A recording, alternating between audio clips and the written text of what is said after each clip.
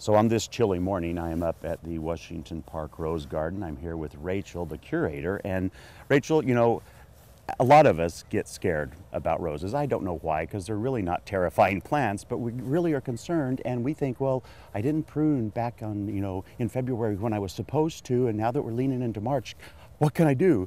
And you're here to tell us that that's okay. Yeah, rest assured, nothing will happen to them. And it does look scary. You have blooms, it looks like, it's going to, flush some growth and you're just going to ruin that. But actually, it's better that you prune them than not. And so this is the example. These are the ones that you cut last fall, right? Mm-hmm. Tell me a little bit about that and, again, why you did it. We did some wind pruning to our waste in November, and that's to keep with all the winds, right, to kind of minimize the breakage. But now that we're here in spring, we're actually going to prune to a different body part, which is our knees. And so just let me say again, because this is a 2 to 3 inches of growth already, but that's okay. That's okay, You're still going to cut them down to where they need to be now. Absolutely, but otherwise they're just going to get really tall and gangly and they're going to break. Right. So it might delay it by a little bit, like the blooms, but they'll still bloom and actually do better when they're blooming. So when you look at this now, this is something that is happening currently. How do you test and see which stuff you want to take out? What's your process?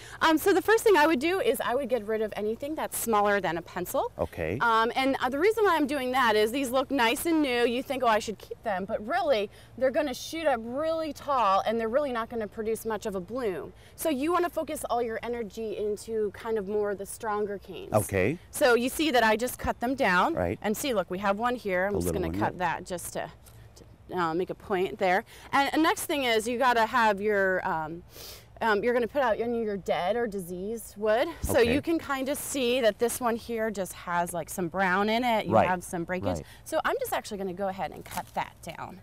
And a trick I like is I kind of remove the cane with my loppers when I cut it. It's much easier than grabbing it, isn't it? Exactly.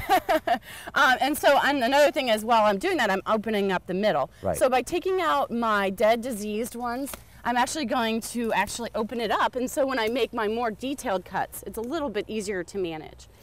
So, and then when you say dead and disease, can I just show you right here? Absolutely. Are you talking about like this stuff here even? There's scarring there. Absolutely. So that is enough that you'll go down, take that completely out then. Absolutely, because that will be a vector for disease. You're going to have all the spores coming for disease. Right. The opening is going to create more problems than it's worth. So then if you'll just look over here, is this the one then? This one you've done, right? Absolutely. And you really narrowed it down. I only see 1, 2, 3, 4, like 5 main stems. Is that the process you're shooting for then? That's exactly what I'm shooting for. Everyone, worries about being aggressive, but, I definitely encourage, be aggressive. That chant we have in high school. I do indeed. Applies to horticulture. So. And then let me ask another question. I see these a lot at home. This is clearly a fresher one versus absolutely. This. Are you gonna leave that, since that's not a pencil one, do you cut that out or leave the older one? So I'm actually going to, and this one does have a little bit of disease. It so does, probably what I'm going to do is, it's still a nice healthy cane.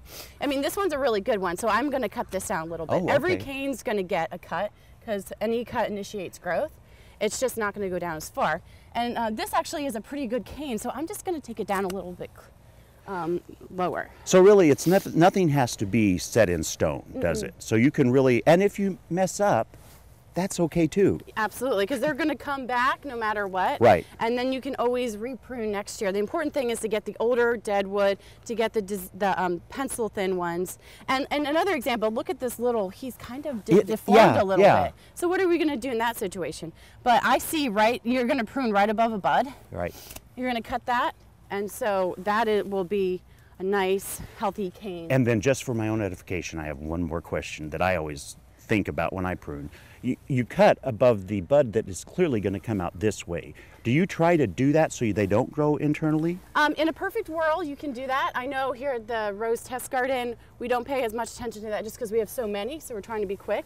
But basically, if you really have the time, I would recommend just pay attention to that. Pay attention to that, because any bud, when you see a bud, it's going to go out that direction. Right. So if you have the time and you want to spend some time shaping, you absolutely can do that. So. Well, you know, there you go. It is not too late to prune your roses. And, you know, even though there's not a lot of flowers out here right now, there is always beauty out here at the Rose Garden. So come on out and spend some time here. Thank you so much, Rachel. Absolutely.